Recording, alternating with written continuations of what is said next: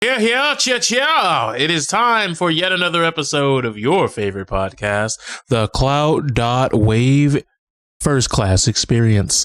Because, folks, today we have a lot of merriment. Today we have a lot of good things to talk about. Today is a day of rejoicefulness, a day in which the storm is past and the calm has returned. I'm lying, by the way. This is all cap. It's once again, the world is in shambles, and only we can convey how shambolic it is. But anyways, it's not about me. Let's talk about the man to our right. Subtle Fraudulence. How you doing, my boy? You doing great? No. No. I'm not doing great, but I'm doing all right. I'm doing good. I'm existing on this plane of existence that I'm forced to live in amongst the other people, but hey.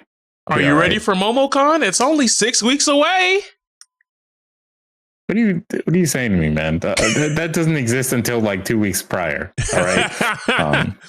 If it's not in clear sight, don't even talk about it. I understand. I get it. Yeah. I'm not ready for us to suffer. So, maybe this year I will not suffer. So, you gotta speak it into existence. Yeah, I'm not suffering. It's going to be the best time that I've had in years. All right. I'm saying that right now. I believe you. I'm all in. Top 5, top flight. I'm with you. But speaking of things where I'm not with anybody, have you seen what happened to that toddler? Have you seen what happened? Oh, you mean like a parent's worst nightmare? Oh, yeah. I saw a little something about that. So, funnily enough, it's not the pit bull propaganda machine, but a dog decides it was going to take out some frustrations and maul a toddler. And, it'd been one thing if this happened behind the scenes and, they just, tried to, recoup their losses and just, I don't know. I don't necessarily say you have to say put the dog down, but, just give the dog new ownership so your child no longer has to be traumatized going to sleep in a house with the same beast that mauled them. Just a thought. But that's not what the parents in this family unit decided to do. They decided to go to social media and take a video of the dog and the infant a couple of years prior and said, see how good of friends and comrades they were back then. And due to some long, hard contemplating, we decided we're going to keep the dog. While they show the aftermath of what that kid's face looks like. She looks like Chucky. Yes, the doll, not Finster. She's all gashed and slashed up. It doesn't look good. Now, could it be fake? Maybe. I'm hoping it is, because I really got to hold out hope that somebody has some common sense out there. Yeah, we got to. But if we don't hold out for that hope, then the world will never be saved. But to me, it's just super silly that we would come to a point where we could genuinely say that the stereotype might be true. The Caucasian folks might love their dogs more than they love their own children. It's always been said it's a meme. It's always been said as a joke in jest. But then things like this happen. But obviously we know that's not true because there are plenty of Caucasian people in the comment section like, what are you doing? What did you see? Look, man, I don't know what you're talking about. Like, they are out here trying to save the children, okay? They've been doing everything they can to save the children from every single problem out there. The Bud Light, their teachers. But what about the guns? The who? Yeah, you're right. No. Those aren't dangers to children. No, the people who are wielding them, that's the danger. What are they doing about them? They are spreading awareness of mental health. All right, if you say so. But even if you want to peel back a couple of layers of that, like, I don't know. I just feel like going to social media, like, why show your child's scars to the people? Hey man, I can get some views, and then people will spread it to other people, and then I get millions. It's like, how we gonna feel sympathy for a situation that not only you caused, but you're continuing to breed in your own home? Your child can't even say, I'm retreating to the safety of my own home because the perpetrator is still in there. But hey, you know, I hope that child gets the therapy that they're going to need because, look, we've all been attacked by something, whether it's been bees, people, other furry critters. And the last thing you want to do is live in a house where, at least for the next couple of years, they're going to be approximately the same size as you in your house. Yeah, you don't want that. It's just an odd scenario. Like, it's just a parenting L. And just parents who need to post everything that their child is doing or has had happen to them on social media, you're big weird. It's just like the people who make those tweets of like, I asked my child what they think about the oncoming crisis with school shootings. And the child said, Mother, we must do whatever we can to protect the children from the scourge that is the guns that are taking all the lives of my compatriots. We have to do it right now. It's like, I just want to say none of that shit. Well, my son, he's in second grade, and he said the U.S. military-industrial complex is the reason that is leading to the downfall of Eastern and Western civilization as we speak. Huh? 8-year-old Timmy said that? I don't know. Sounds a little suspect to me, but you know, it is what it is. And the other thing that I don't understand is why do like parents feel like this need to publicize their punishments for their children? Like I saw a video, like I saw a video the other day where some kid wasn't even told what he did. I'm sure he knows what he did, but at least on the video, he doesn't know what he did. He said, nah, man, they got to come off. And like he had grown his dreads out. He's like 7. And they're at the barbershop, and the barber's like, I really don't want to do this. But hey, your dad said, you gotta learn. He said, yeah, you gonna learn. And the barber just went,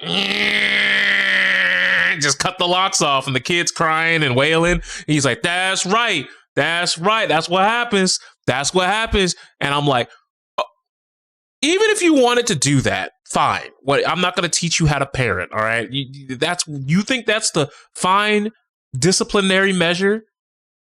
Hey, go for it. But to then put it on social media, like things don't go viral. Like imagine something terrible happens to you. And it happens. Back in the day, it was an isolated moment. It was, hey, that sucked, whatever. And only like the 3 to 4 people who were there even know it even happened. And oftentimes, it's not your schoolmates. Now, something could have been between you and your dad. You come to school the next day, now people are making quote memes about the way you were crying in the video. Like, could you imagine? Like, it's got to be tough. It's got to be hell today. Like now, because everybody's got social media. Like, I feel bad for the high school kid who gets jumped, gets beat up. It pops up on social media. Now they tagging you in it. You minding your business, scrolling through Twitter, and all of a sudden, that looks like my school. And it's your ass getting beat. Like, what are we doing, bro? Like, at first, I thought it was bad when parents were breaking Xboxes and PlayStations and PC monitors. Like, that'll learn my son. And it's like, will it? Because I just feel like a few months from now, you're going to have to go into your pocketbook, into your wallet, and buy the replacement for that item you just broke for said child. So I don't really know if this is the self-owned that you think it is, but it's not. You're not bodying the child. Mm-hmm. Then some people are saying, oh, well, you got to teach your children the value of $1. And it's like, by burning the couple $100 to a couple $1,000s worth of equipment, yeah, you're really burning the money. You're really teaching them the value of that dollar. I don't know. It's just a weird thing. And look, I know a lot of you in the audience, you do have kids. Don't put them on the gram to flex that you might be a decent parent. Because oftentimes, if you feel the need to embarrass your kid on a mass scale, you probably shouldn't have had kids in the first place. And you're probably a giant sack of shit. But I digress. Just a weird thing. Just a weird thing. But speaking of weird things, much like how I want many of you to delay your children making processes because some of y'all are just not ready, Rocksteady Games has decided they're going to delay the Suicide Squad game, which is funny because we talked about it not too long ago about how that game looked like the drizzling butt cheeks and one of the most generic looter shooters we had seen in quite some time. And now they're reeling it back. They're going back to the drawing board, and they said, you know what? Catch us in February of 2024. The only problem I have with that is going to February 2024, folks, we're in mid-April now. So this is only like a 10-month delay. This is not something where they can afford to go into the deep infrastructure of the game, into its foundation, and change everything from the ground up. If it was a 2025 release, maybe I'd be more inclined to believe that, but this is 10 months. The game's got to go gold before that, and the copies have to get shipped before that. So they'll probably be finalizing things like, let's be honest, around October. And then that's being rather generous. And that's only like 6 months away. And I know a lot of things could change in 6 months, but we've seen how little, when games get delayed, they really change. Now, I'm not saying the game is going to be the drizzling shits. I'm not going to say that this delay is not going to bring some level of concrete improvement. But what I am going to say is if there was anything I wanted out of Suicide Squad game, at a fundamental base level from what everything we've seen, what they are trying to produce is not it. It is just simply put, not it. Now, is there anything you would like to say before we go into this further? Look, from the perspective of like from the perspective of whatever company is in charge of this game being put out and making sure that it's actually a successful launch. Let's say they came up with the idea for this game and how it was going to play during a time when like Anthem, came out, or Destiny 2 had like a big update, when free to play, or the Borderlands 3 came out, and people are like, oh hey, people are buying those, so maybe we should make a game like that, right? And then by the time they were finished with their game, everyone hated all of that shit. They're like, Destiny 2, I'm sick of that. Lightfall disappointed me. Anthem, that game is trash. Avengers, who? Whatever. What about Godfall? Huh? Isn't that game banned now or something? Didn't they turn off the servers or something? Like, come on, man. Actually, you might be right. I think that game did have that problem. Yeah, they definitely turned off those servers. They're like, sorry, that game had DLC, man. Oh God.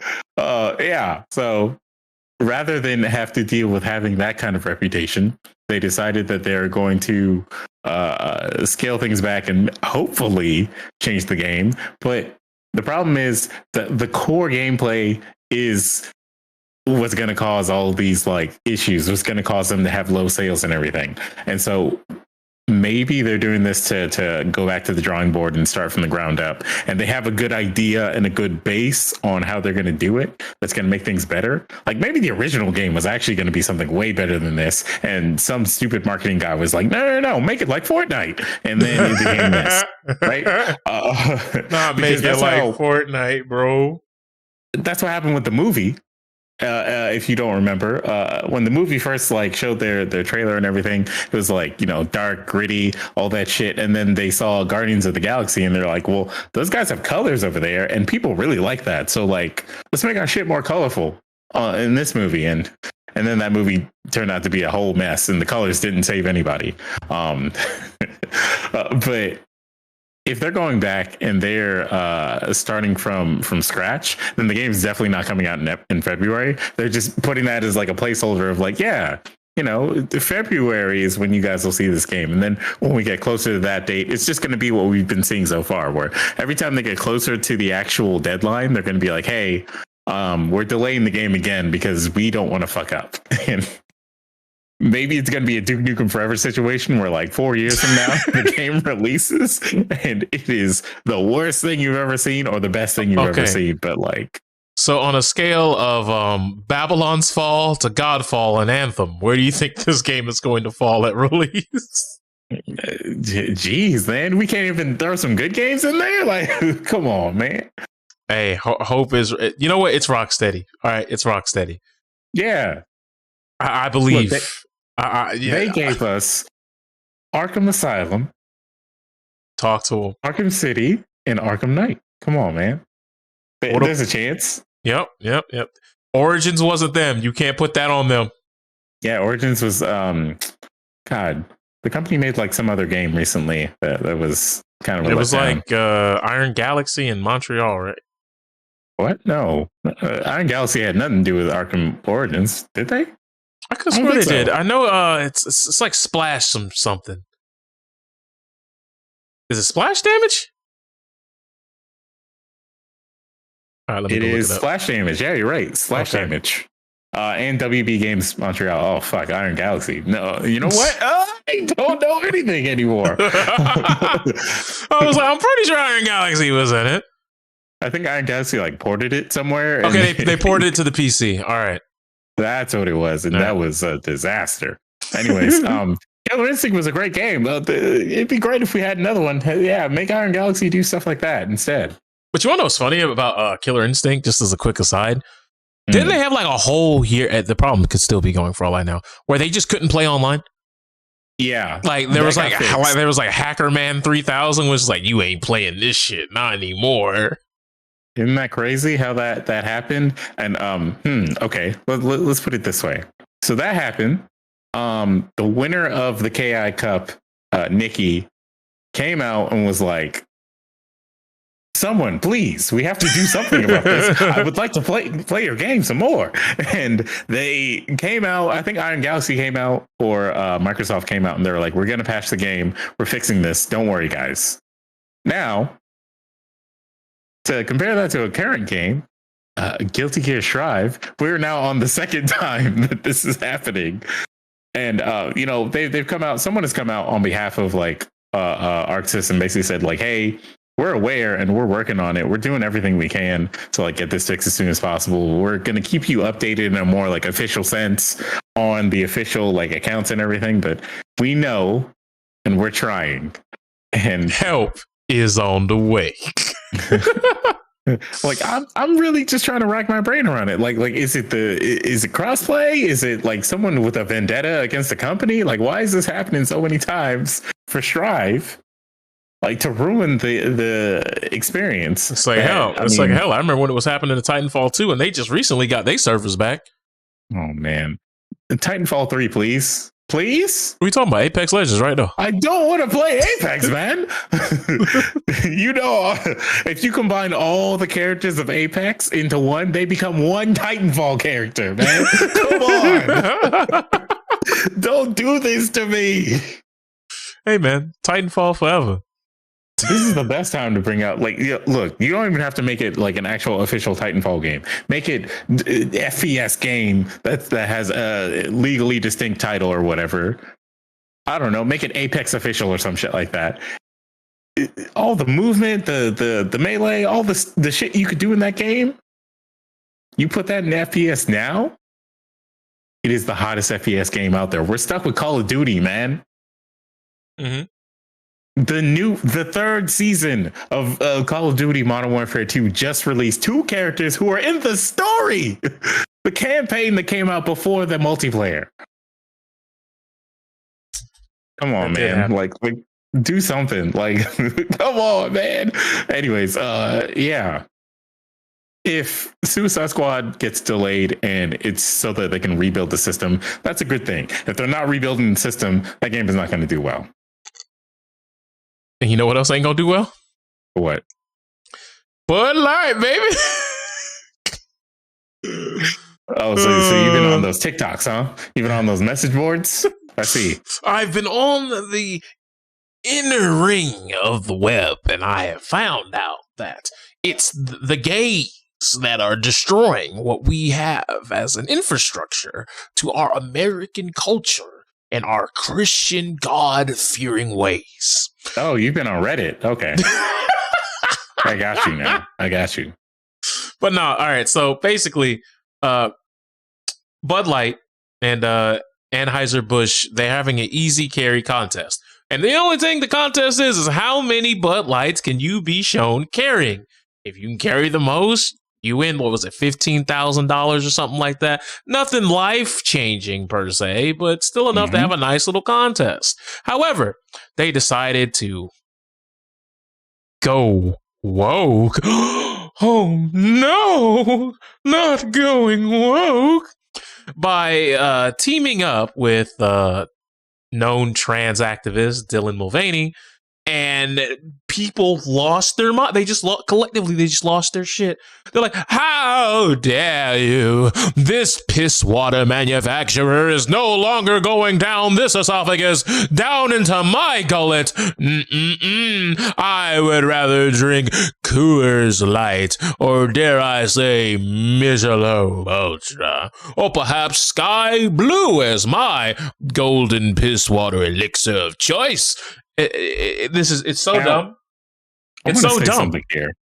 Now you said Dylan Mulvaney is an activist. I don't even think that's true. I'm sure Dylan Mulvaney has some it's very air quote, but you know. I'm sure Dylan Mulvaney has some causes that she's passionate about or whatever, but first and foremost, she's an influencer. That's the main thing she's known about, mainly being like a TikToker who came out somewhat recently, I believe. Look, if Kid Rock can be a musician, Dylan Mulvaney can be an activist. Come on, man. We were not paying attention to that man when he was a musician. And the other people who were his fans, maybe they liked his lyrics a little too much, all right? Look, anybody who has a song that says, I like the girls underaged, followed with the lyrics. Some call it statutory. I call it mandatory. Under the jail! That is not a man who can preach anything about ethics. Holy shit, dude.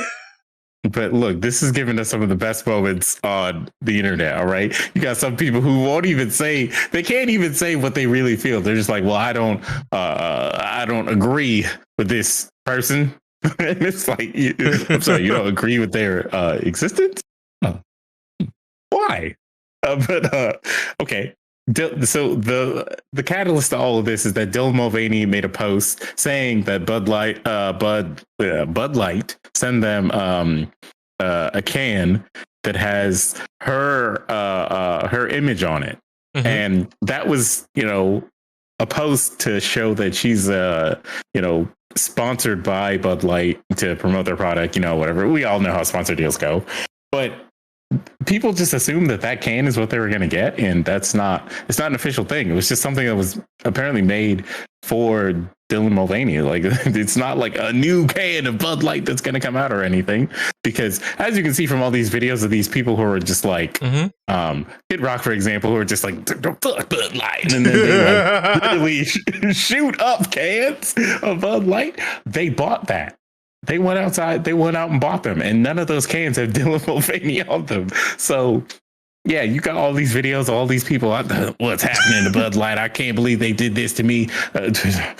Well, as a consumer, Bud Light, I would never do this. Watch me pour this out in the sink over here. Now, Bud Light, I'm never going to be any customer of yours anymore. I'm going to drink Zima, who fucking cares, right? Not Zima dead. The Lord and Savior of these Bud Light fans Joe Rogan, even on his podcast, was just like he like opens a can of Bud Light, starts drinking something. He's just kind of like, who fucking cares? Like, Joe Rogan is like, this is ridiculous, you know. And I don't remember the person that he was like podcasting with at the time, but like that person was like, you know, talking about what this really is. This is just a ploy for them to get their numbers up, because what is it that people are gonna search for the most? Bud Light. What is it that people are gonna talk about the most for like the next week and a half? Bud Light. You know, the Fox News, TikTok, your granddad, like all these people are gonna fucking talk about Bud Light, you know, and all these people making videos of themselves like pouring it into the sink.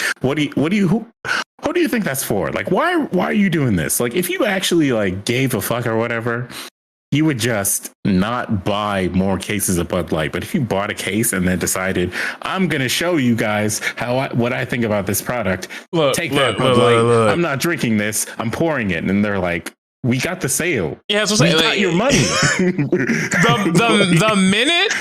the minute you ring up that purchase, they don't care what you do with it. You could fuck the bottles. You could throw the bottles into the sewer.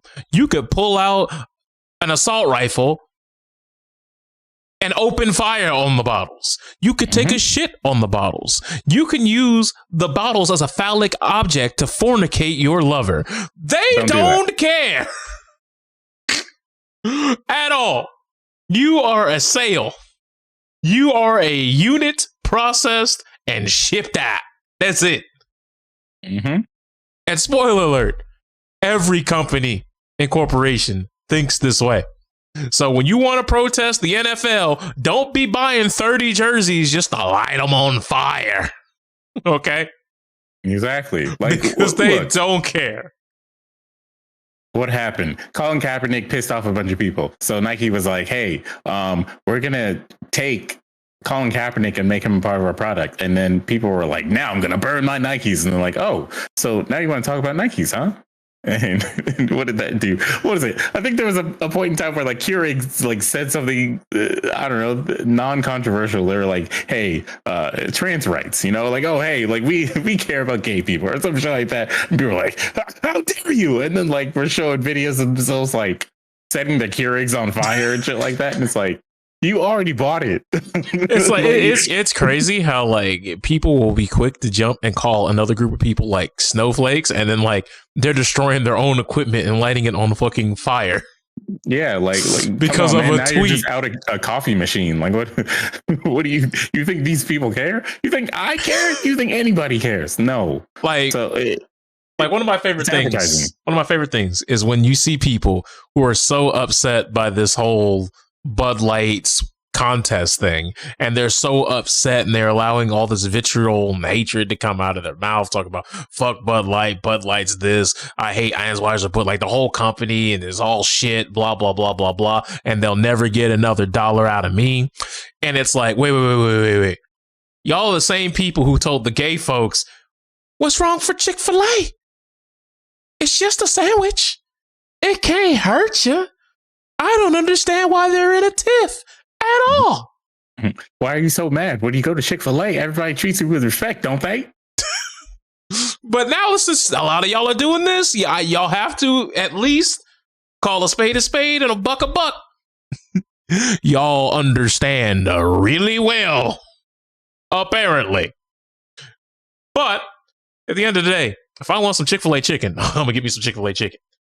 I don't drink, so I ain't no reason why I'm going to have the piss water. But, you know, either way, if you want to drink it, fine. Who gives a shit? You want to eat Chick-fil-A? Fine. Who gives a shit? You don't want to do it? Hey, that's up to you. That's fine. Who really gives a shit? At the end of the day, we're talking about corporations that make billions of dollars year in and year out.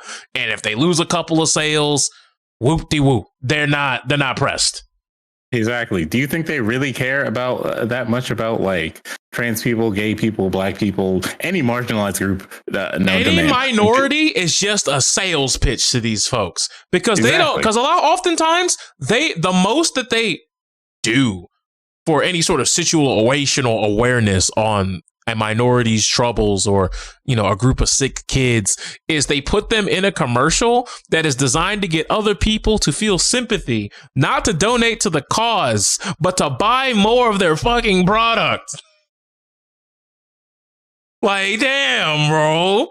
Yeah, at the end of the day, like, there may be people at the company who like individually care about these groups, but the company as a whole doesn't care about that. They care about their profit margin. That's it. They care about their profits. Like that's it. They're just like, hey, is this going to get more people to like look for us, to pay attention to us, to like buy our products or not buy our or tell people not to buy our products so that those people buy our products? Like, think about Harry Potter Hogwarts Legacy. All right. That game became so controversial that these fools had the nerve to think that a reboot of the Harry Potter series as a TV show is a smart idea. Do you think we care about Harry Potter enough to want a new series? No. The people who care are still reading the books or watching the old movies because they have the nostalgia for those things. You take the nostalgia out of that and you make something new, and you've now created enemies. Like, it's too late. It's way too late. All right. Like, you So you want to know what's funny? It's just not going to work.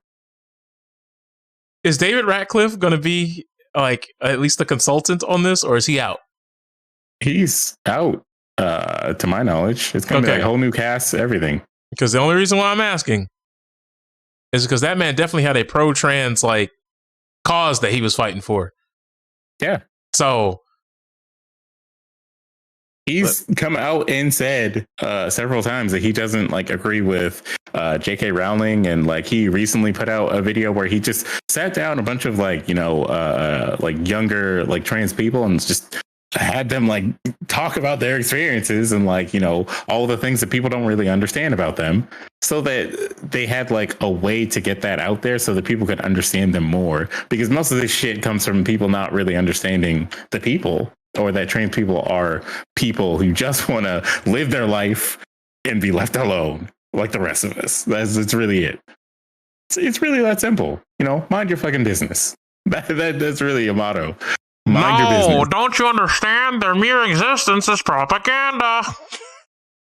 Look, man. Some guy shot up his job at the bank the other day. I'm not really worried about. I'm not worried about this conspiracy that you've concocted of like. All right, well, look, Tucker Carlson is giving us white supremacists actual like talking points, like actual Nazi talking points that were only like circulated on like forums, Reddit, old 4chan, maybe current 4chan, I guess. You know, shit like that. What was the other forum that got deleted? Not lolcows. You talking about Kiwi Farms? Kiwi Farms. There we go. You know, in places like that. You know, things that weren't as dangerous to see because you were only seeing them in like niche corners of the internet are now on like fucking primetime television on one of the like most watched news networks ever. Like you think maybe, just maybe, it's not going to cause some problems? Like, come on, bro. I'm not worried about what you think Laverne Cox's whole message is by being on Orange is the New Black. Like, none of that shit is real. What are you talking about?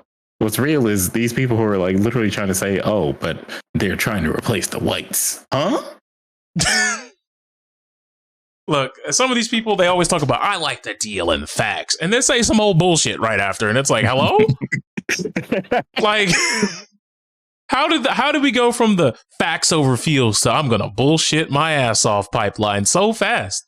You would have thought I was watching a Games Done quick speed run or something, bro. Like, hello? Ben Shapiro is the one that coined that phrase, and he recently has been defending anti-Semites. Like, he's Jewish. Hey, you know, at least he's not Sneeko saying, hey, Hitler wasn't necessarily a bad person. Bro. Like, you gotta, some of these people, you have to tell them, like, there's a certain point where you have to stop the grift in order to be real. to keep grifting. Like, if you sit here and like someone asks you something like, do you think Hitler is evil? You know, he even admitted that he knows that people want you to say no to that question, because if you say yes, now you're on a list in their brains and in real life where they're going to be watching you and be like, that guy does not know what he's talking about anything with actual morality behind it. I should not pay attention to that guy. And he got the softest of softballs from Aiden Ross. And he was like, I know what you're trying to get me to do, man, but I'm not going to be a part of that groupthink. Like, yo, you are so dedicated to being anti-conformist that you're now being stupid. Like, now you're just being a contrarian for contrarian's sake, and holy shit, those are the worst people. We don't need those. Like, we don't need that. If I say, man, the sky is beautiful today, and then you go, no, it's not. I'd be like, you know actually, what? And I'd be like, you know what? That's fine. You know, beauty's in the eye of the beholder. I'm like, that sure is a beautiful. I won't even say beautiful. Listen, the sky sure is blue right now. And then you be like, nah, it's turquoise. Well, some colorblind people actually don't see the color blue out there, so it's nothing but the gray scales of yesterday for them. Like, what the fuck? It's like, oh, all right. Well, I guess I'll just never have a conversation with you again. Good day, sir. As simple as that. That should be our response as a collective. But it won't most happen. People can't. Yeah, most people don't do that. They're just like, why are you like this? Sometimes you have to really like ask yourself, are they ever going to reveal to me why they're like this if I keep asking them questions? If the answer is no, then why are you still there? Do something else. You're spinning your wheels. You're running on that treadmill again. You'll be going full speed, tiring yourself out just to go all of nowhere fast. Exactly. You don't need it. Go ask a like psychologist or something to give you answers if you care that much, or become one. I don't know. Fuck, man. Look, you don't have to know everything. Look, if you want to be that's a good thing about our society. You don't have to know everything. There are too many people who do want to know everything, but you don't have to know everything in order to live a good life. Or play Street Fighter 6. I mean, that's true too. I mean, unless Lil Wayne knows everything, you know. He is a genius after all. Have you seen that guy recently? I don't know. He looks rough, but at the same time, he also looks like the same. But I feel like that's when like it's only when it's like in big time studio productions where, you know, they can put the makeup on you. They can make sure everything looks good. If you need them extensions, they got you. Bro, the North remembers. All right. He just randomly at the end of Trump's tenure, he just decided he was going to spout out all the talking points to try and get some kind of a pardon. And he didn't get it. And it was just like, we saw what you were doing. You, Lil Pump. Actually, look what happened to Pump, bro. Do they even talk about him anymore? Nah. I'll be honest. You want to know the last thing? What? I ever heard about Lil Pump? What? He did that song with Diplo and French Montana in the Deadpool movie. Welcome to the party. That's the last I heard of that motherfucker. Wow. I don't listen to him. He's not in my playlist, bro. I'm sorry. He's not good. I'm telling you that right now. I ain't got nothing for him. And like people who actually like him, do they really like him, or did like they just hear like a TikTok part of the song and they say yeah? Then they heard him and they was like, no, man. He has fans. He has fans. All right, look. Some of these SoundCloud rappers, they get away with a lot, you know? Some people are just like, wow, this is a vibe. I like it. That's it. I don't care about the content in the music. I don't care about the lyrics or whatever. I just care about the vibe, you know? Even those people, when he released his new album after Trump lost, they were like, damn, this is garbage. like I am a fan no more. So what can you do? He released bad music after deciding to be like a contrarian to get more attention to himself, and well, he got the attention, and now we don't care. I hate to have a call back to the first story about the dog, but this is not about the dog. This is about another parent just doing shit. It's a picture of a girl walking up, and she looks like she's like in like 7th grade, maybe at the oldest. But basically, the junior high school volleyball team, right? Mm-hmm. You know how they do that thing where they post the roster of who made the team? You've seen it in every like sitcom that's based in a school where you have to walk up to the board to read it. Well, they were reading the names and they saw they didn't make it, and their parent had this to say. They put this out there, by the way. This is public. You can see it. It's gone viral now. You can't put it back in the box, but it says, okay, this is a hard post to write, and it may be hard to post to read as well. My kid didn't make the 7th grade junior high school volleyball team. She is devastated. She has been crying for about 2 hours now. Sure, it is really hard to watch and comfort a child that you birthed when they are that upset. But also, suck it up, Buttercup. I don't have experience with this situation personally because in my childhood and teenage years, I made every team I ever wanted easily. But also, I went outside and played softball, basketball, volleyball. And from the time I woke up to the time my mom called me in for supper, I probably rode my bike a lot in between those sports, would help me build my leg muscles for those said sports. We didn't have no TikTok, Facebook, Snapchat, video games, group text, etc. when I was coming up. I just knew the fun of sports. So I told my daughter after many hugs and kisses, if you want this, put the phone down and go get it. Work for it. Put in the time every single day. And if you don't want it that bad, then pick something else and I will support you. And it's like, why did you put it on social media, bro? Like, it's literally a picture of her reading the list and then turning around and sobbing. That was a private moment between you and her. Why are we in it now? You know she gonna go to school the next day. And one of them 7th graders done seen this. And it's just like, your mom don't love you, huh?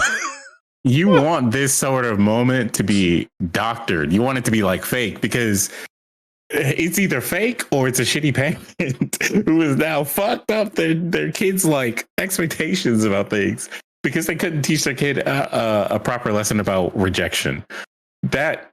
Okay, look, our general society has like a problem with teaching people about like rejection and how it should not be taken as like the end of your life. It should be taken seriously, but not taken as like the end of your career, your life, or whatever. But that was the perfect opportunity to say, look, sometimes you're not going to make the team immediately, but this is an opportunity to know that there's something that needs to like be done so that you can be good enough to be on the team next time.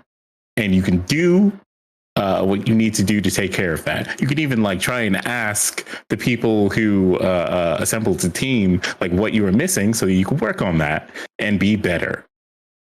But instead, you can't be like, yeah, that's why you suck, bro. That's right. When I was your age, I wasn't on my phone. I was working every day for like a team that I didn't even know I was going to get on. How dare you? Like, it was like, yo. Every time people bring up this argument that, hey, why is this generation got it so easy? Back in my day, things were hard. And you should have hard times as well because it was hard for me, too. Every previous generation has done everything they can to advance society so that the next generation doesn't have to suffer. And then when they get older and then see that they did that the next generation is not suffering as much, they like lose their minds because they're like, oh, well, then why aren't you working the way that I did? It's like, you could teach them to have that same work ethic without saying, oh, you're too spoiled. You're getting everything you want. And you need to suffer. You need to get some pain. Somebody needs to break your legs a little bit so that you can like suffer the way that I did and then rise above and become the protagonist of this story. Yeah, I'm getting tired of these. I'm getting tired of these parents working on their Ramatra cosplay. Suffer as I have. I'm like, no, your job is to stop the suffering. That is literally what you're here to do. Bro, what are we doing at this point? Like, what are we doing as a collective? Some of y'all need to stop taking out your personal problems on your kids, all right? It's not their fault, all right? It's not their fault. And it's something that you need to sort with yourself or with your psychologist or therapist, whomever, but like it's not something you need to sort out through your kids. It's something you need to sort out with someone else. Get some help, like sometimes professional if need be, because my lord, that's just ridiculous.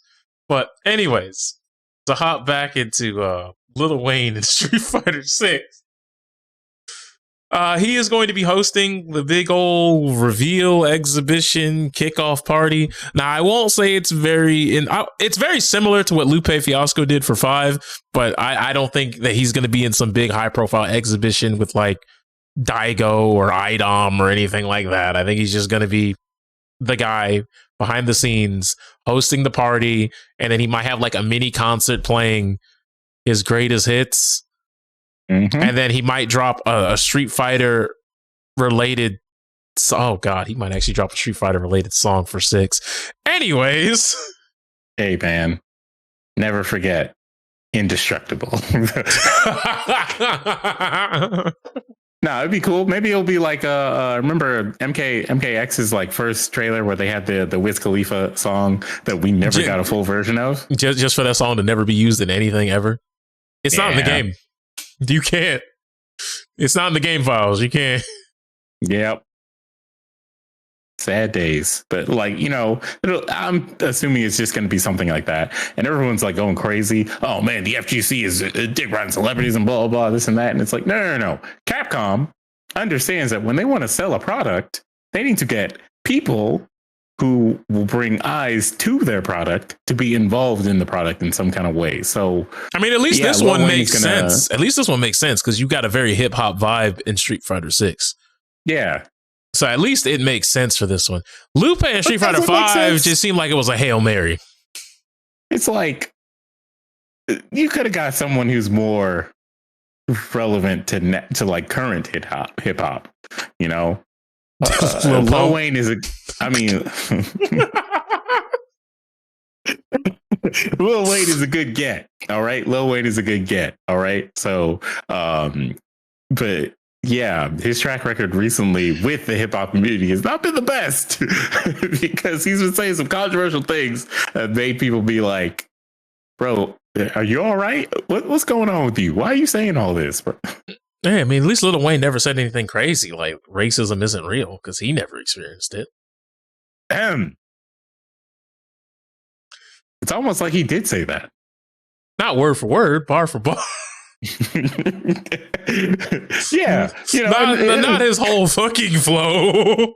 It's one of those things where that happened and then Trump lost. So like that was amidst the hype of like, oh, Trump is going to do it again. And y'all, you don't even know what he's about to do this time. He's going to get his revenge on all of you who are mad at him. And then he lost and they're like, oh, damn. The Halo theme begins again. So all those people who were saying all that wild shit, trying to get like, you know, pardons and all this stuff, they got really quiet. And people were just like, well, I don't have to pay attention to you anymore. And then we all just kind of got distracted by other things, you know, like mass shootings. So him coming out now is like, people kind of don't remember him saying racism isn't real, but there are enough people who do remember to be like, Street Fighter, huh? Mm-hmm. So what's interesting to me is it's talking about the showcase, right? The verbiage of the tweet of the announcement is what means more to me than the announcement itself. Because there's very specific phrasing that they put in here. Oh, yeah? For an extended final look at Street Fighter 6, which means this isn't a launch party. Mm-hmm. This isn't a tournament. This isn't an exhibition. Right. It says it's a final look at Street Fighter 6 with over 30 minutes, not an hour. Now 45 minutes. Over 30 minutes. So over 30 minutes, less than an hour of big news and announcements. So this could be tournaments. This could be prize splits for other events. This could tournaments be are already announced. Yeah, I know, but like that. Yeah, I know, but there could be other things that go along with that. Because remember, this is just because it's a Street Fighter 6 event doesn't mean that they're giving up on Street Fighter 5. Yes, they are. No, that is insane. Nah. Listen, I'm with you, and I'm sure they will. But they might have like one last hurrah before the launch of 6 for like an online event. Hey, it could happen. Capcom's done weirder things before. Nah, you were putting some terrible things in the universe. I need you to stop that right now. All right, look, what is it that the kids say? Manifesting? Yeah, stop manifesting all this bullshit. All right, we don't need that. All right, look, Street Fighter 6 has been at like PAX West, PAX East, all these like other events to be like playable. Street Fighter 5 had Evo Japan, and that seems to be like the last hurrah because Capcom, oh god. Actually, speaking of Street Fighter 5, Capcom Pro Tour, the Capcom Cup happened, right? Mena RD won. Spoilers. Mena RD, the only person to win 2 Capcom Cup events now. That big trophy that you saw when he won, when he's taking the pictures and everything, yeah, he didn't take that home. Nah, he got hit with the Pimp My Ride. Yeah. They took that trophy back. And they gave him a shitty trophy. You know what they gave him?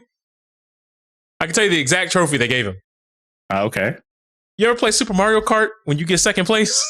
That silver little trinket trophy, that's what they gave him. That's the real trophy. Go if you don't believe me, go to Mena RD's Twitter. He's posted it. Right. You can see it. It's bad. It's so bad, in fact. Sucks. The crazy thing is, it's so bad, in fact, he said that he's going to go to a trophy manufacturer and get his own quote-unquote real one made. But the funny thing about that is, he said, well, at least it's better than last time I won's trophy, because that thing was held together with screws.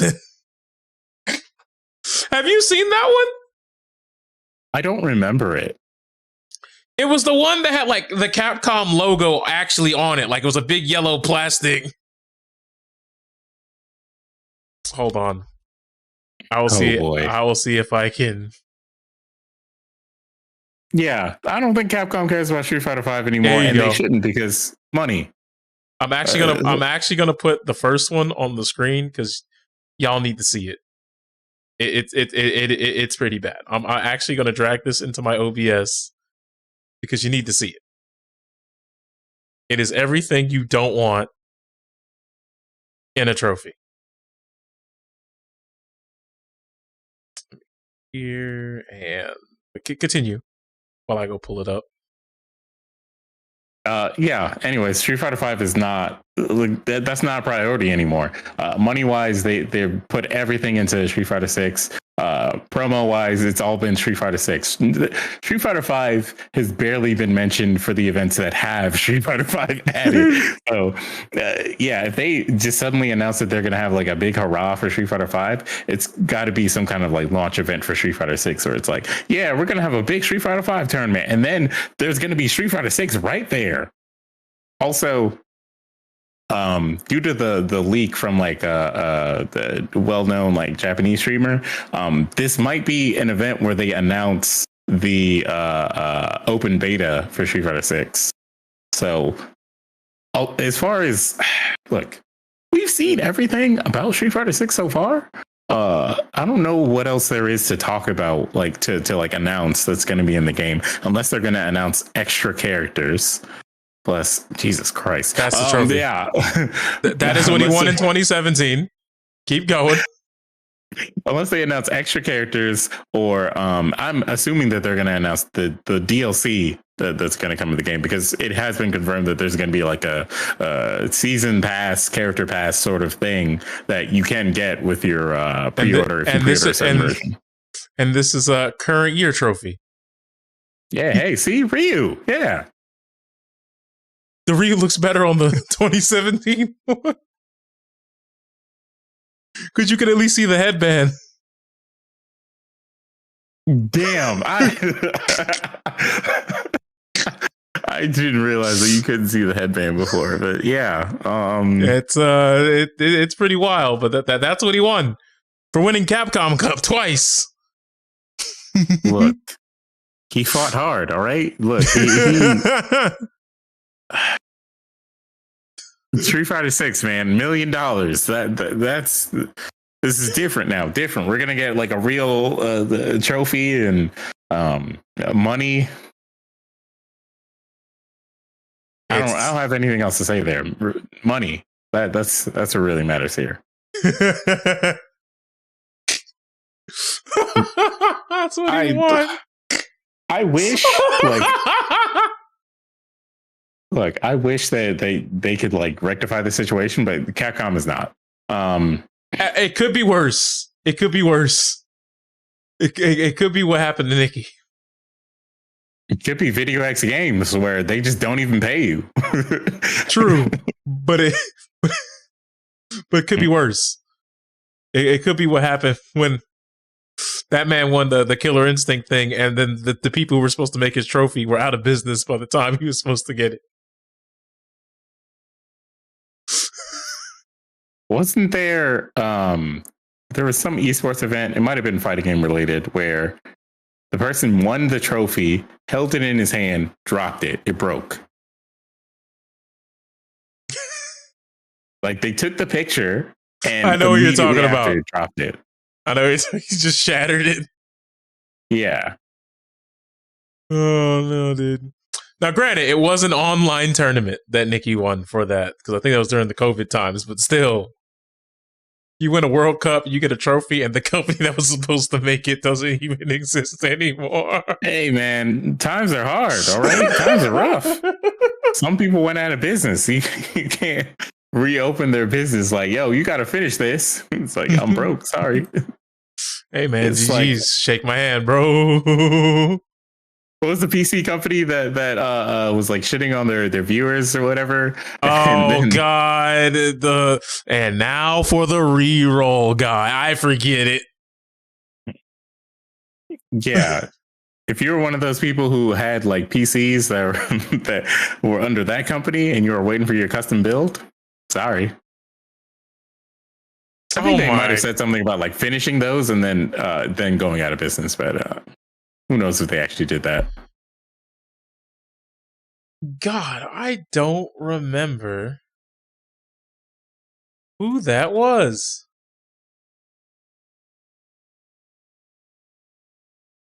Do you remember? Yeah. Do you remember who the person was who they did dirty like that? No. I don't like. I know it's just some like random like subscriber who had like a couple of followers and whatnot on Twitch, but it was like a low number streamer. Artesian Builds. There we go. Yes, there we go. I was like, I really could not remember who it was. But yeah, Artesian Builds. They took the L. It was Mondo L. What can you do? I mean, look, we've come a long way. All right, we got Lil Wayne at a Street Fighter event. That's nice. I don't want this to be anything other than like, the equivalent of like Steve Aoki doing a collab with Capcom. You know, like maybe he makes a song. Maybe it's in the game, maybe it's not, but we don't need him to be like a character or anything like that.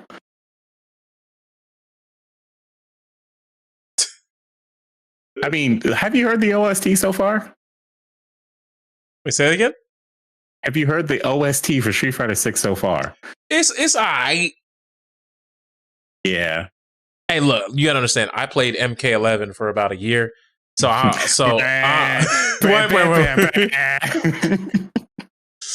And what pisses me off about that is they could have had Mick Gordon. Apparently, Mick was on call. He was on standby. He was waiting for the call. Yep. And they said, "Nah, we're gonna stick with." And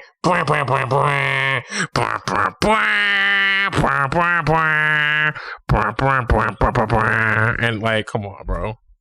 How? I don't know. Like, look.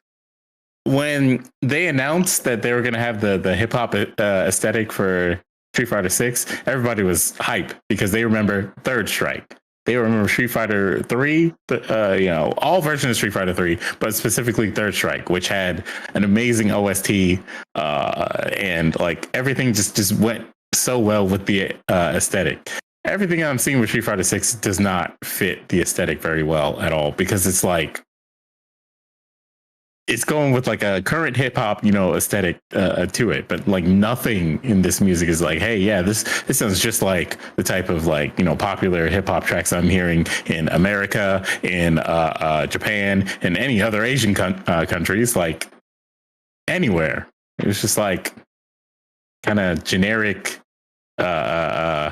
royalty-free hip hop music, which then you got people putting Run DMC over Zangief's theme. Would rather have that, man. God damn. Like, come on. I know they didn't want to shell out the money to have like Drake, make music for the game or anything like that. But like, come on, do a little bit better. Street Fighter 5's music is good. So what's happening? How do you go from like really good to like mediocre? Well, here's the thing. Some of the song, like I think Geef's song is actually pretty decent. Pretty decent. Yeah. And there's a couple of others where it's pretty decent. Now, once again, I understand music and your taste, they're going to differ. It's ear of the beholder here. But like, there was nothing where I'm like, oh, turn it up in the headphone. Like I have not heard a true Boprino. There's some things I like yeah, Kimberly's theme is fine. Yeah. But there's nothing where it's like, I got to download this. This is that heat. I haven't heard James. They're pretty decent. But like, tinfoil hat theory that I've heard is that it's placeholder music. Yeah, the music is kind of the way that it is so that you can hear the commentary better. Because this is the first like Street Fighter game that's got it's like custom commentary, and they're probably gonna have like DLC commentary. So I have a question. I have a question. Uh-huh. I know they said they're going to have custom commentary, but like, do we really trust that the game is going to have that deep level understanding of what's happening to always play an appropriate voice line? Sir. Because don't worry, they've already got that covered. So they have the regular commentary that's supposed to be like the insightful commentary, and then some of the commentators are color commentators. So they're not even going to tell you anything about the situation. They're going to be like, "Wow, what a great hit." Oh, okay. So. All right. I just wanted to know. Because I know because I remember like during the first like promotion, they were talking about the commentators can help you understand where you're deficient and can help you kind of thing. And I was like, are you sure about that? Because if you could do that, why not just put that shit in the tutorial? Right? Someone's building a tool that will actually like do that. Like it's keeping track of like the like statuses that the game gives you, like punish counter, throw, reversal, shit like how many times you jumped and you hit something or got hit. Right. Yeah. And Capcom should pay that person just give us the technology so we can patch it into the game. Like I am a proponent of, since we live in a capitalist society, like go ahead and just throw it on. Just be like, hey, you made that. That's going to be useful for us. How about we just buy it from you and we, pay you to have your product in our, in our game. Maybe we could even give you a job. Maybe you could just keep updating it for us. No, the only people who do that is Sega. Sega be like, damn, you did that? Riot does that. Come on. Hey, pay that man. Okay, Riot too, but they be like, hey, you see what that woman did over there? Pay her. Pay her right now. Everyone else is just like, why don't we just copy that? Look, Daisuke, all his music is from the heart. Yes. All that, like, you can't have Subhuman Self and say it's not from the fucking heart, bro. Right. Like, you can never shit on Guilty Gear's music after Street Fighter 6 comes out. Because they'll be like, oh man, Guilty Gear's, Strive's OST is very mid, and then you play some Street Fighter 6 music and you're like, yeah, damn. Look, I'll admit, Strive hasn't had a single song that like I would listen to like on like my on my phone or something like that, or just sitting at the crib. but I do think that they make great themes for the characters that they're representing in the game. Now, Exerd, whether it was Sign, Rev, or Rev 2, they have some bangers that are on my devices. So wait, you're not bumping that Happy Chaos theme? Fuck no. You're not bumping that bullshit blazing? Come on, man. Nah, the closest thing I had to get to bumping is that chip, that new chip Skylar. All right. Fight like a tiger. I mean, yeah. The music has to be at the very least good for the game. That's the one. Now, mind you, playing Street Fighter 6, the music that I've heard so far is like good enough for the game. Like the vibe is good for the game for the most part. Right. Some of these newer themes for these newer characters, I'm like, I don't know if that's gonna work, but maybe it'll feel different when I'm playing it. But look, I'll put it to you this way: I see someone in the chat as a big fan of Society. Society is a TikTok song. It's got the destroy society, and it's like good for like 25 seconds, and then after that, it's kind of mid. It's a TikTok song. You clip that 25 seconds, you think you got the biggest piece of heat this side of the pandemic. That's fair. And then it's mid. That's fair. Like, you don't have to like bump it at home, but it's good enough. Yeah. But I still think it's a great. I think it's a great it's a great representation for Potemkin. All right. That's all I'm saying. The thing about Street Fighter 6's music is that I wouldn't care if it weren't for the fact that like Capcom keeps posting like, here's Zangief's theme. This is gonna be amazing, and it's like bam bam bam bam bam bam bam. And it's like, oh, hold on. Can we get Zangief's theme? Can we pull it up real quick? Hold on. Keep going. You keep going. Nah, I don't remember the rest of that. Like, it's all forgettable music, man. No, I got you. I got you. I done pulled it up. All right, let's hear it. Let that geef flow.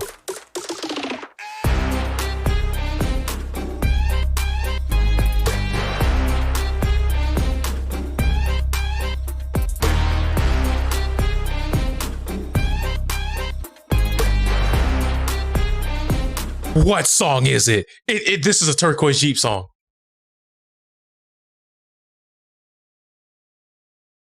I honestly think this is a remix of Treat Me Like a Pirate and Give Me That Booby. Treat Me Like a Pirate and Give Me That Booty. Hold on, give me that.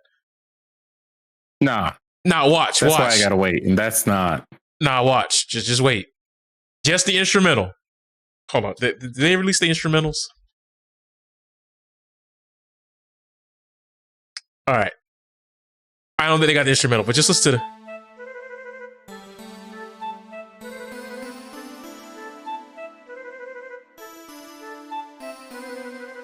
That is in there. That is in that fucking song, bro. Oh, this is a different song from the one that line comes from. It's in both songs though. Yeah, but I was thinking about why I gotta wait. This one's different. But yeah, I get what you're talking about, and that's why it's like you see Capcom post this, and they're like, "Hey, yeah, the new Street Fighter 6 song for this character is dropping right here. Take a listen right now." And then it's that, and it's just like, why are you? I mean, I get that you're hyping up the game, but like, come on, man, you could have given me something else. I hate Maybe it's like Street Fighter 5. Where the stages have themes, and right. Maybe the stage themes are really, really good. Okay, but here's the one thing I want to know. Are we going to have that dynamic music type stuff?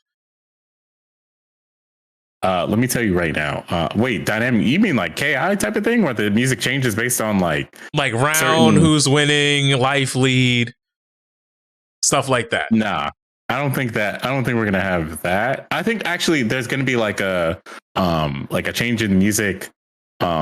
Like Street Fighter 2 style, where like towards the end, like if someone's about to die, the music is going to change a little bit. But besides that, I think it's going to be like that and like final round type of music. I could see it.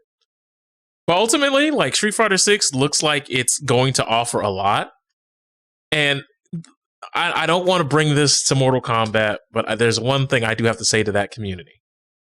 MK fans. Y'all not going to be satisfied till Ed Boon whip his dick out on Twitter or some shit, right? Because that man can say anything and y'all just be like, that means an announcement's coming, April 12th. Explain this to me. I saw a tweet of someone being like, sorry, NRS fans. And someone was like, what happened? It's like nothing. I'm like, wait. So NRS fans just assumed that there was something going to be announced. Okay. There was no. Okay. So 2 weeks ago, like at the end of March, he put like 12 ticks. Like he typed tick 12 times, like tick, tick, tick, tick, tick, tick, tick at a tweet. And people just said April 12th. Because they're stupid and they're so thirsty for anything. Then there were people who were saying that it'd be the 8th because he posted some, I forget what it was, but he posted something and they were doing the math like, well, the last time he posted about this game, it was MK9. Then he waited 8 days and then posted about MKX. Then he waited another 8 days and posted another MK11. So 8 days from now, that means we're getting our MK12 announcement. Have you seen the video of the white lady who said that Monster energy drinks are demonic and like pulled out some charts? That's what the NRS community sounds like right now, waiting for like an announcement that seems to not be coming. Yo, speaking of Monster Energy, did you hear they're trying to sue Pokemon for the word monster? What? They'll lose. Like, are you kidding me? They don't have a trademark on that word, do they? If they do, I hope Nintendo cook them for everything they fucking got, bro. I hope Nintendo comes with the biggest command grab ever seen. I want also, you. That would only work for like the Japanese version of the game because it's literally called Pokemon to avoid using like pocket monsters. Yeah. So like what? That's some weird shit going on out here. Oh, okay. Never mind. They got cooked already. They got cooked. They have filed over 100 complaints in Japan for all sorts of companies and brands that use the word monster in some way. Apparently, Monster Energy has been doing this for quite some time and have been well known to be a bit of a troll on this topic. Even after losing their battles against Capcom and Pokemon, Monster Energy continues to file more complaints. How much money is Monster making? I don't know. There's a lot of people that drink that stuff. Who? Nah, I hope someone actually just takes them to task one year. Like, nah, we're tired. He can't keep getting away with it.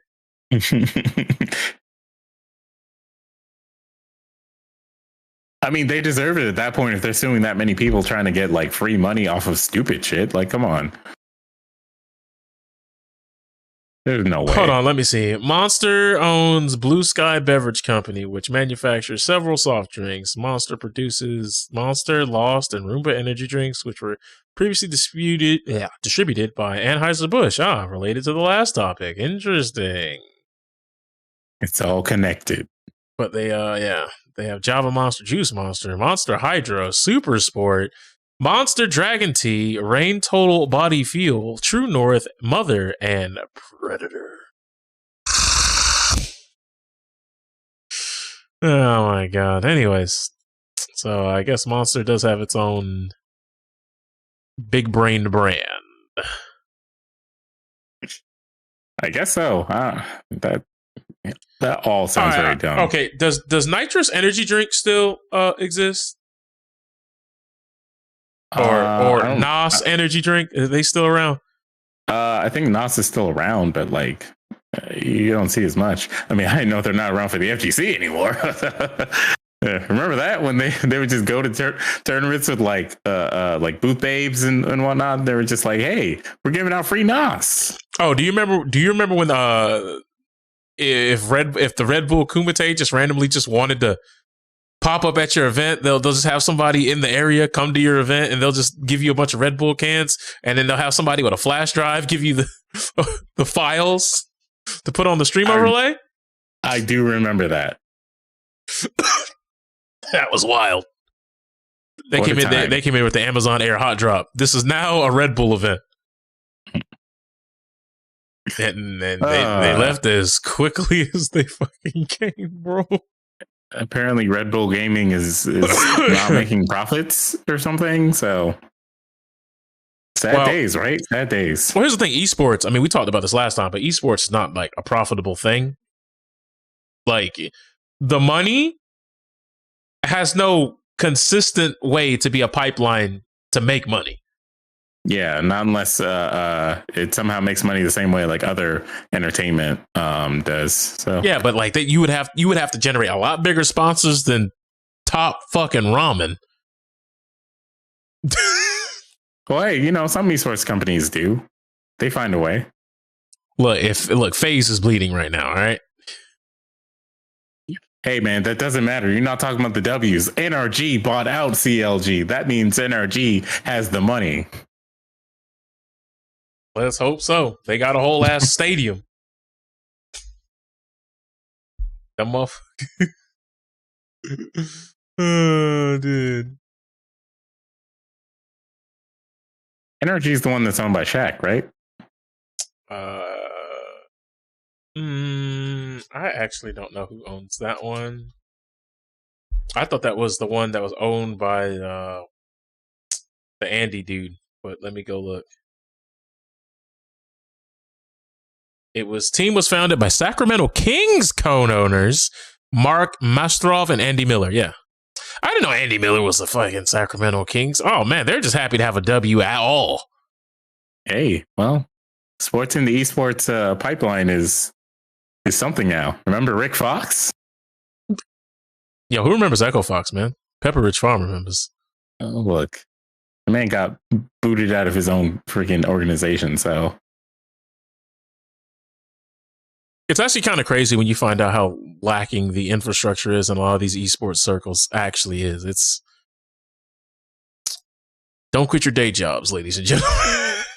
Yeah, that sort of thing. Like when I hear about stuff like how what is it? Hungrybox had like quit his engineering job to play Melee full time. I was just like, but doesn't engineering make you more money? And I mean, like he was winning, so that was the only thing that justified it in my brain. So it's like he was winning and he was hot that year, but still, it's like in total, the amount of money that you're making, is it worth it? And I think ultimately it ended up not being worth it. Like he ended up getting another like engineering job or something like that, because obviously like you either have to consistently win every major tournament that you go to or get a day job.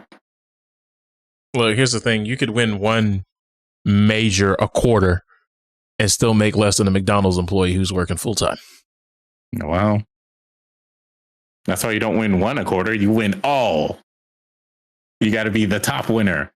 That means that means if there's 8 good players, y'all are all poverty together because y'all keep trading wins. Now, if you win them all, you win in a for 1 year. You've put all this equity to win a middle class lifestyle, lower middle class lifestyle, while everyone else is poor. Out of games that have come out, like fighting games or fighting related, actually any esports game that's come out in the last like 10 years, 10 plus years, okay, 15 years, is the Smash series the only one that's had like someone who's won like consistently major after major after major like that, like a Zero or an MK Leo? Or because I know MVC2 had Justin Wong. But I'm thinking of like games that came out like after, like after Third Strike, basically, like Street Fighter 4 and on. I mean, Sonic Fox had one hell of an era through multiple NRS games, if you want to count NRS as one thing. Was he consistently winning majors though? Yeah. Okay. Yeah. The thing was, he didn't necessarily travel to all the majors. That was the problem. Yeah. Okay. That's what I was thinking about. And oh yeah, I guess there's one last fighting game community related thing that I guess we should talk about. Y'all need to stop getting baited online, bro. Mm-hmm. Just because SMG Princess makes what is arguably the biggest bait tweet that she's going to make this month which will only be outdone by the one they make next month. You ain't gotta, like, y'all do not have to give it all the heavy artillery that y'all been having scheduled for that. Because some of y'all get so active in those threads for that. I'm like, I ain't seen this person come out to a local ever. And I know he live here. Why you talking? Yeah, because, you know, the dregs always come out and be like, yeah, the FGC is just a bunch of scammers and they talk to kids and they're always trying to take my money and they smell bad. And it's like, I haven't seen you in a tournament in like 4 years. So ever? What are you talking about? Forever? Like, how do you know what's going on? like you're not actually there, sir. I don't know. Like, a lot of things. I know there's this whole trend where they're like, yeah, the FGC is like, you know, is it welcoming? And I'm like, this is every gaming community on the planet. Mm-hmm. Usually you're going to meet a group of people, and those group of people might, you know, be around or in a at-large community. But at the end of the day, you talk about the fighting game community, like we're all one big hunky-dory community. Guilty Gear players do not give a fuck about what's going on in the NRS scene. NRS people, for the most part, do not give a fuck about what's going on in Killer Instinct land. People who are playing KOF are just happy that they're just living La Vida Loca. They don't give a rat's ass what's happening in Cross Tag Battle, Melty Blood, Sailor Moon plus R tournament. They don't care about none of that, bro. Yeah, and even though there's overlap in a lot of these communities now, well, I guess there's always been like overlap. But yeah, in the big five, the NRS game, the Capcom game, the Tekken game, whatever is the peak anime game at the time. That's where a lot of your overlap is. But for a lot of people, they don't really care about that, because if we were all one big community, DNF Duel would not have gone the way it did, bro. I mean, yeah, but hey, it's still like DreamHack and stuff. And look, man. Anyways, look, I was trying to say, even though there's overlap, a lot of these communities do have like fairly like different demographics or different like sets of people, I guess. Like, you know, the Guilty Gear scene compared to the Street Fighter V scene, we're not going to look exactly the same. It's not going to have the same. It's not going to have all the same people with the same personalities or any of that shit. It's going to have some varying things there, and yeah, there are going to be a lot of gatekeepers in like the general, like more casual and mid tier, like for ways of the scene or like levels of the scene, but it's important to try and stop that and try to welcome more people so that the scene can become more profitable on the esports side, so the competitors can like make more money doing this and maybe take it more seriously, instead of just like trying to be the best. Because for a lot of these scenes, a lot of these like top players are older and they have to think practically. So it's like either they've left the scene for a while because they've had to like focus on their career or their kids or their, you know, their house, you know, shit like that. Or they're too broke to go to the tournaments and they can't win the tournaments to make enough money to keep going to other ones, you know, and shit like that. And that's where the sponsors are supposed to come in and like help. These companies are supposed to like sponsor them and help in that kind of way, but they got to make money too. And so with Street Fighter 6, you know, you want people to be like, hey, yeah, come on through, random guy who wants to play Street Fighter 6. I'll teach you some things about this game, but I'll still beat your ass, though. But, you know, you're still going to have somebody who's going to show up and be like, yo, you dog shit at this game. You know, actually, what I notice is you don't know how to anti-air because you're bad. You're a little bit too scrambly in these situations because you're not good. But anyways, I don't mean this as like a rude criticism. I mean this as in I just want to see you do better. And it's like, who asked? Yeah. We were just playing a set. Yeah. I think Jackal knows about that one all too well. I think overall, like, the scene has gotten better with stuff like that. So to sit here and say like, oh, the scenes gatekeep people. Did it though? Did it though? Because I just feel like all those people just migrated to Discord. They're still there. Yeah.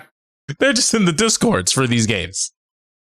But alas, I guess our last topic of discussion, I know we had a lot of FGC talk here today, but we need to talk about Kick and how pulling the wool over everyone's eyes is a little bit more simple than people might have let on.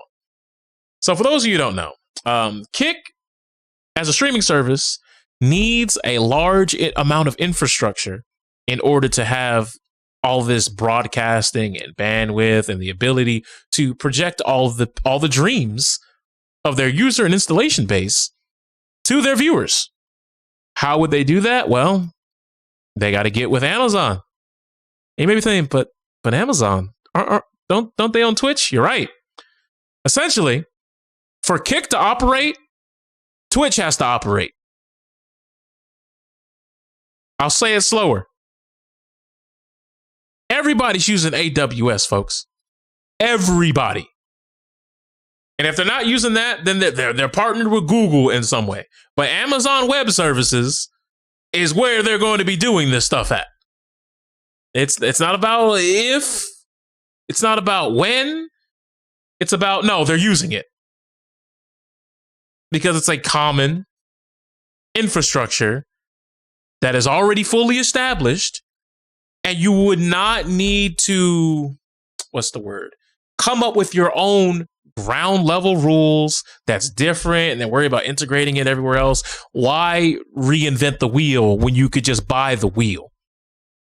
So as long as Kick continues to do well and strengthens itself and bolsters up, as long as they don't surpass Twitch, which, let's be honest, will be really tough for them to do, but as long as they, remain relatively steadfast, then at the end of the day, Amazon doesn't care what they do. They're getting paid. They're getting paid on the back end up front.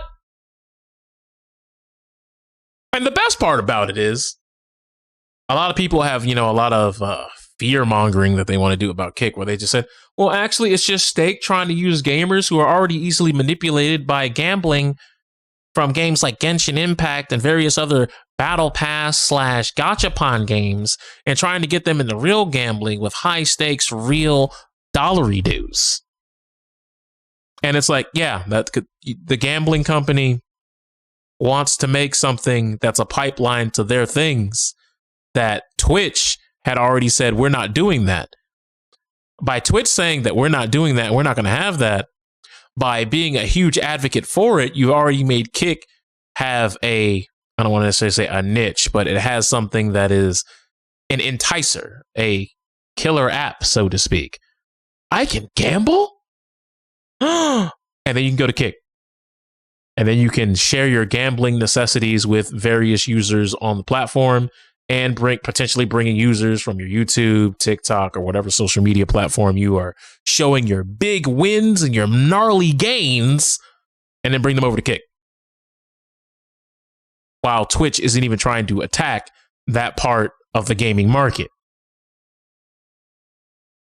But if they're still making the money, Twitch is not worried about what Kick is doing. However, I do believe that since, they're developing basically on their platform anyway, anything that Kick does that might be interesting or might be like, that's cute, Twitch will now have the ability to effectively just say, we'll just make our own version of it. It probably won't be as good. You probably will still have to have a 50-50 split on it, but they can make it a reality at the drop of a hat, snap of the finger. Now, I don't know about you personally. I feel like this isn't news. A lot of people probably could have guessed that, but it's nice to have, the hard confirmation that that's what's going down. But does that actually matter in the grand scheme? No. It's as I said, if you gave a damn about gambling so much, you're moving to Kick. If you are someone who really 10 toes down, really feels as though Twitch is not your place, you have Kick as an alternative. More alternatives, the better. But I have seen a few people who are moving to Kick. And it's like, I understand you want to try to grow on a new platform, but you couldn't even grow on YouTube. You couldn't grow on Twitch. You couldn't grow on Twitter to the point where you even got double-digit followers, you know? And for you to think that some magical bag, like, but I get 95% of the bag, you gonna get 95% of $0? I mean, yeah, you know, like you see what I'm saying? Like the idea on paper sounds good. Yeah, but I've gone over. I've gone over to Kick. The discoverability is just as ass. Yeah, people just assume that it's going to be like TikTok levels of discoverability, but no, it's a structure based on Twitch, so it's working the same as Twitch. Like if you're not on the first 2 pages of results for the streams that are going on in whatever category, you're probably not going to be discovered by many people, because the platform is not going to like push you versus those people who are up at the top. So look, most How of are what you getting more views? Most of what I've seen from Kick is anybody who's going to Kick is going there because they already have someone who specifically they want to watch, or 2, they're on Kick because Twitch, they feel like Twitch is shorthanding them or it isn't working out, so they're trying to pull their community there. I have yet to see somebody on Kick just randomly start browsing for, you know, content unless they're just like, ooh, this girl's got the titties, let me beat my meat. Oh, actually, yeah, I was gonna say you forgot the secret option. That, you know, someone who's going there because they get to see more lewd action. Actually, you know what? Let's do a Kick check. Why not? Let's be the change that we want to see. Well, I'm gonna go on kick.com and let's see. I just want to see what the top streamers are right now. And the survey says slots and casino. Okay, so this is what's on the front page. Somebody with 6,000 live viewers is playing Deceive Inc. Someone with 600 is in Just Chatting. Someone with 8,000 is in Slots and Casino. Someone with 400 is in Slots and Casino. And everybody else is hovering around 300 views, except for one person named Jacob MVPR, who's playing Fortnite with 10 viewers. So, hey, he's winning. But if we go to, let's just go to browse. Let's just go to,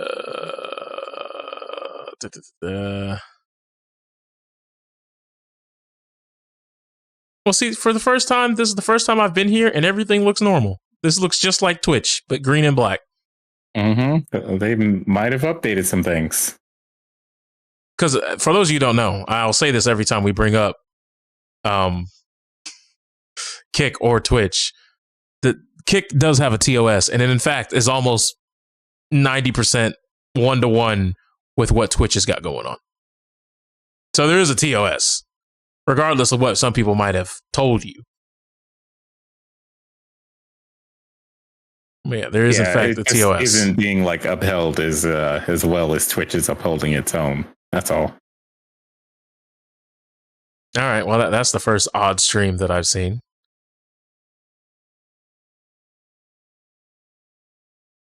Okay, lingerie booty stream.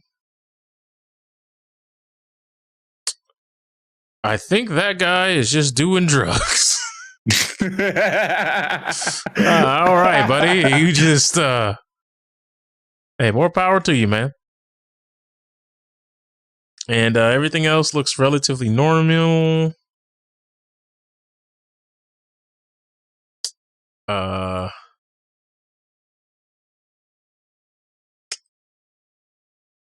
That person is just streaming the Twilight movies. See, there you go. And that woman's anal gap is out. All right, we're just gonna go ahead and Huh? What? If you zoom and enhance, I'm sure you can see inside of her body. She is she's doing some things over there. Well, there you go. Point made. they doing whatever they want to do out there, and you know, hey, if the TOS want to go ahead and snatch them up, they will. If not, oh well. Look, the parents are just out of town when it comes to Kick. When will they come home? Who knows? Finally got the goatsy section. Come on, guys. Come on, chat. Y'all are better than that. We don't have to talk about that. Y'all can be better, do better. Look, we're at a point in time where there is a generation that doesn't know what that is. And, that's progress. It won't be long now for someone in the comment section goes, "What's that?" And we're not telling you. If you wanna look it up, I'm not even gonna tell you how to spell it. Y'all are on your own. Save yourself. Be all right. Be well adjusted. All right. Don't become like a fresh and fit viewer or something like that. All right. Be all right, please. But I think that's gonna do it for this episode. I think we've about exhausted our topics and our tongues today. Also, we're very lucky that it's Thursday because it is not Friday the 13th. It's Thursday the 13th. Mm-hmm. And because I cannot handle any more bad luck than I've already had for the past couple of months, fam. The Depresso Espresso on the Depresso Express was quite real and very expensive. And I don't like it. Not at all. But as always, let them know. The internet's been. We're not making this a thing, all right? I don't need to say this every time. Y'all know what it is. Look, if you don't know what it is, then you're on it. Go to this place called Twitter.com and just go through the trending topics. Look at all the trending tweets. Go to the comments. Then you'll know. If you're one of the people who's like, "Oh, this is fine," you're the problem. Oh man. Anyways, y'all take care.